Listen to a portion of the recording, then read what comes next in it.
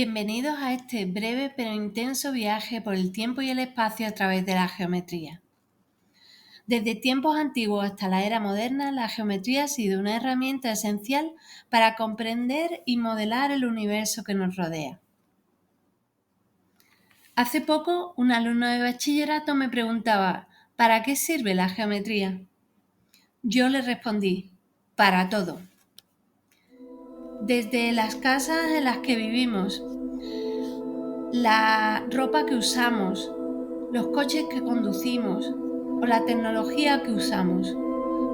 Prácticamente todo ha sido diseñado y construido con principios geométricos.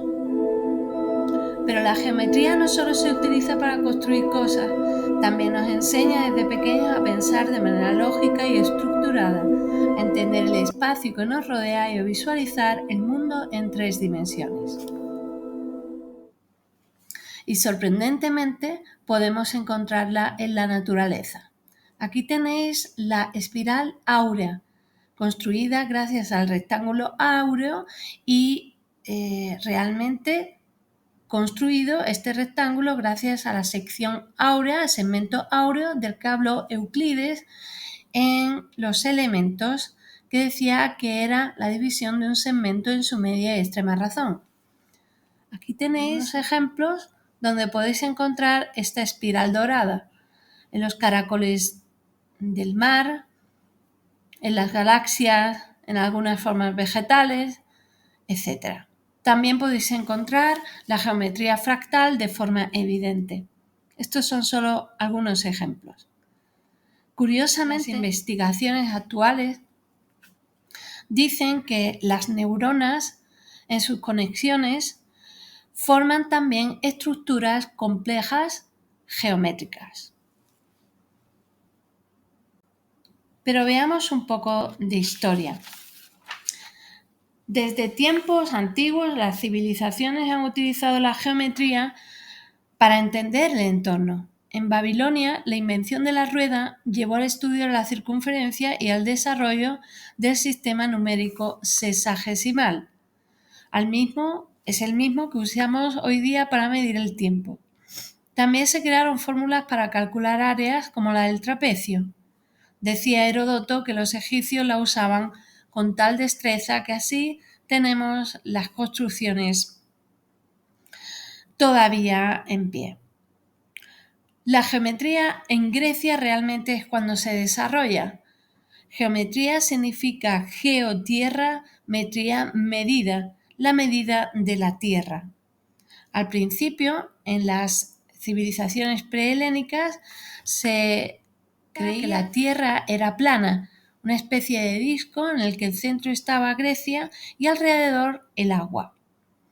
Después se pensó que había una especie de semicúpula o semiesfera que cubría ese disco y evitaba que el agua cayera por los bordes del disco. Esta idea fue continuada por una idea que suponía que la Tierra era una especie de cilindro de norte a sur. Bien, fue hasta el siglo V cuando un filósofo pitagórico llamado Filolao supuso que la Tierra realmente debía ser esférica. Los pitagóricos y Pitágoras entendían el universo y el espacio y todo en realidad a base de números. Bien, por la misma época tenemos que nombrar a Eratóstenes. Eratóstenes fue un sabio griego que, aparte de astrónomo, era geómetra, fue director de la Biblioteca de Alejandría y bueno, él consiguió un hito muy importante. Vio en un papiro en la biblioteca que en la ciudad de Siena, lo que actualmente es Asuán, en el solsticio de verano al mediodía, los obeliscos no producían sombra. Esto quería decir que el sol se encontraba totalmente en el cenit. Pues bien, pensó, voy a comprobar a ver si en Alejandría ocurre lo mismo el mismo día y resultó, este experimento es muy famoso, que pues producía sombra. Calculó la sombra conectando las rectas paralelas que se suponían que eran los rayos del Sol. Como buen geómetra, entendemos siempre que los rayos del Sol vienen en paralelo, y utilizando la geometría, utilizando una secante que corta esas rectas paralelas, halló el ángulo de 7,2, que equivale a una 50ª parte de un perímetro de la circunferencia, y así, sabiendo la distancia entre Siena y Alejandría, que era de 800 kilómetros, calcula el perímetro de la circunferencia terrestre en 40.000 kilómetros sin salir de Alejandría, gracias a la geometría. Pero en Grecia no nos podemos olvidar de otros, por ejemplo, de Euclides, que configura la geometría en su forma axiomática y constructiva en el libro Los Elementos, que actualmente seguimos usando. De Grecia me voy a saltar a muchísimos sabios, pero nombrar también a Tales de Mileto, con la división de segmentos en partes iguales y proporcionales. También hablar de Herón o de Platón, que habla también de geometría en el Timeo, de Arquímedes, que ayuda al cálculo integral, o de Apolonio, por ejemplo. Apolonio, entre muchas otras cosas, pues estudió el cono de revolución seccionándolo con un plano en diferentes angulaciones con respecto al eje del cono, y produce las curvas cónicas que curiosamente se encuentran en el universo, que son la elipse, la parábola y la hipérbola. Aquí tenéis el ejemplo. Y nombrar también a Hipatia, que fue astrónoma, matemática, también fue profesora de geometría y directora de la Escuela de Alejandría, y preservó el conocimiento de Euclides y de Apolonio. Y aunque su muerte fue trágica, tenemos el conocimiento de estos sabios gracias a ella. Además, inspiró a muchísimos científicos a lo largo de la historia. Bien, damos un salto por Roma, nos saltamos a Vitruvio, porque tengo que mencionar en la Edad Media a los matemáticos árabes que avanzaron en álgebra y en trigonometría. El Islam vio en la geometría un instrumento para poder expresar el mundo que ellos entendían. Aquí tenéis un ejemplo. Podemos también nombrar los fabulosos ejemplos de la Alhambra, por ejemplo, de la Sala de la Barca. Pasamos al Renacimiento, y la idea más importante con respecto al universo es la de Copérnico, que ayuda a pues el sistema heliocentrista, es decir, coloca en el centro del sistema solar al Sol, y esto crea una auténtica revolución porque ayuda a que todo el conocimiento y todas las investigaciones ahora sean más acertadas, porque antes se pensaba que era la Tierra la que se encontraba en el centro.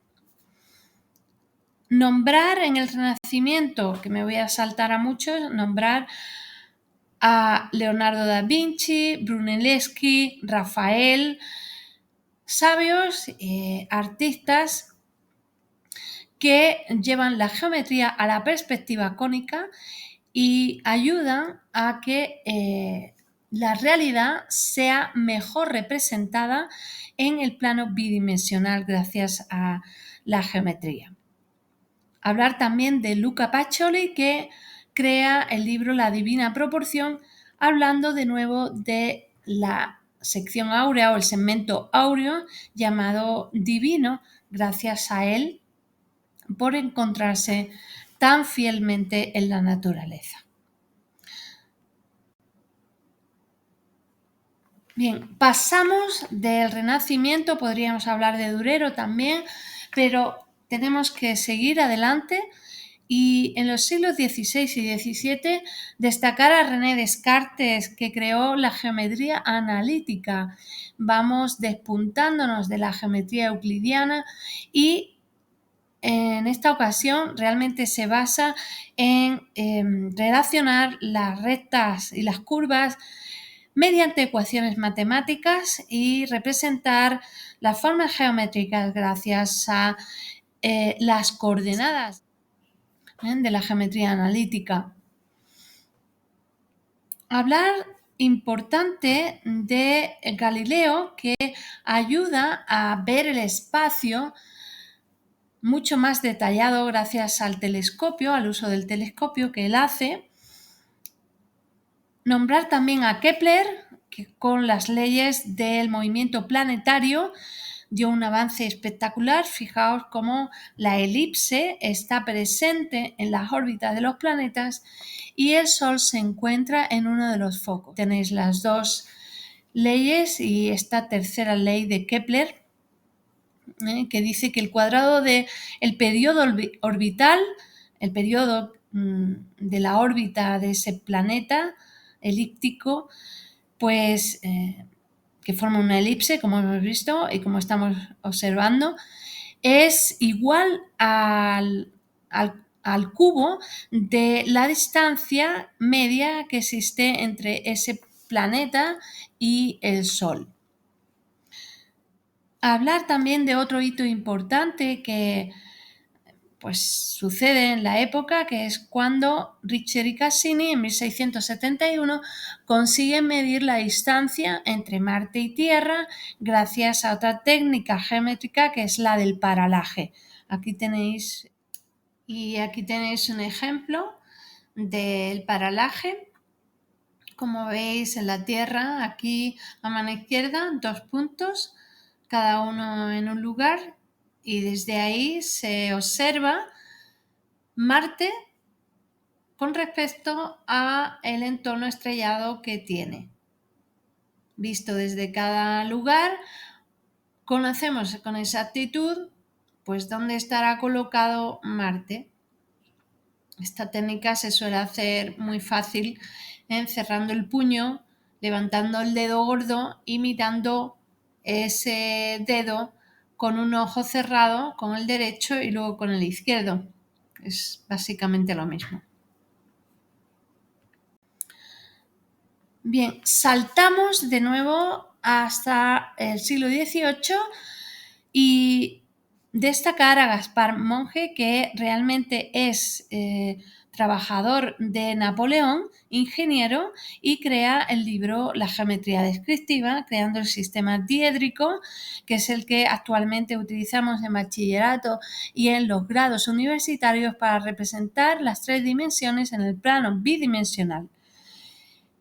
Podéis observar aquí de los ejemplos, en la mano derecha, el sistema de Monge, como podéis observar, con la línea de tierra, y a la izquierda, sin línea de tierra, el sistema diédrico. También hablar de Poncelet y la geometría proyectiva. Realmente todo esto es geometría proyectiva. Utilizamos proyecciones ortogonales, pero curioso, Poncelet, cuando nos habla de las rectas paralelas que se cortan en el infinito, en un punto infinito. Bien, como he dicho anteriormente, la geometría empieza a tomar otros caminos diferentes a la geometría euclidiana y hay que destacar a Euler y a Gauss, con la curva de probabilidad que luego ayuda a la teoría de la relatividad de Einstein. Esta es la geometría diferencial. Ya en el siglo XX tenemos pues la geometría fractal de Mandelbrot. Aquí podéis ver el conjunto de Mandelbrot que presentó este señor, este científico matemático. Y bueno, esta geometría la podemos encontrar en la naturaleza de forma evidente. De hecho, se comenzó a llamar la geometría de la naturaleza. Vamos a ver algunos ejemplos.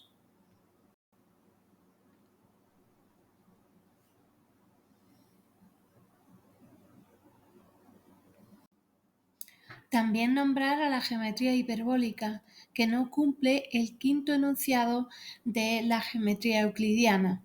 Aquí veis ese triángulo en geometría hiperbólica y esas rectas paralelas que son curvas, ¿veis? Bien, esta imagen que tenéis aquí presentada es una representación de lo que sería la teoría de cuerdas que intenta explicar el mundo, el espacio más profundo del universo, y quiero que veáis que también aquí está presente la geometría.